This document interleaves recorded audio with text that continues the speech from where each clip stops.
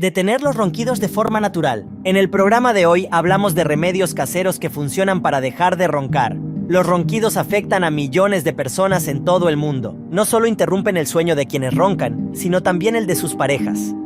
Esto puede llevar a problemas de salud y tensión en las relaciones. Aunque existen tratamientos médicos y dispositivos que pueden ayudar, muchas personas buscan primero soluciones naturales y caseras. Afortunadamente, hay varios remedios efectivos. Uno de los remedios más populares es dormir de lado. Esta posición ayuda a mantener las vías respiratorias abiertas, reduciendo así los ronquidos. Finalmente, es crucial mantener un estilo de vida saludable. Una dieta balanceada, ejercicio regular y hábitos de sueño consistentes pueden ayudar a reducir los ronquidos.